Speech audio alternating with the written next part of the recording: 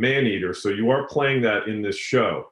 I need Yep. to know, please, is that about one person? Is it made up? Is it a combination of people? Who is that song about, if I may ask?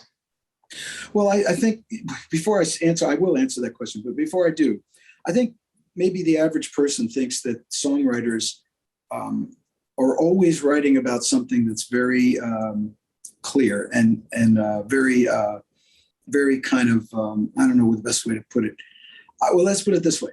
I think a lot of people would really be surprised and shocked if they actually knew where some of the inspirations and where what the songwriters were actually thinking about when they wrote these songs. Because they're not always this pure kind of inspiration and, oh, I saw a girl walking down the street and I'm going to write a song about a girl walking down the street. And to answer your question, Maneater was inspired. There was a hangout in the West Village in the 80s that we used to hang out in, a late night hang.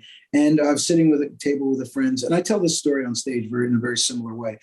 And this gal came in, she was absolutely drop dead gorgeous. And the first thing she did was open her mouth and tell this filthy joke. And she had a really filthy vocabulary. And I was laughing and kind of shocked and surprised at the contrast between her great beauty and her, the way she spoke.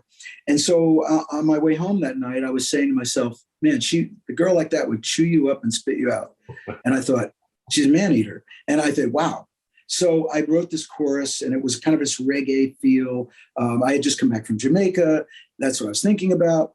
I played it for Daryl and he really liked it. And he said, man, he goes, I don't know about the reggae thing. What if we change it to this groove? And he came up with the piano groove. And then as we began to write, and I told him that same story. And as we began to write, we both looked at each other and said, we don't want to be writing about a woman. That's not cool. And then we looked around and it was the middle of the go-go 80s, the hyper jacked up period of time where similar to the Wolf of Wall Street, that you'd see in that depiction.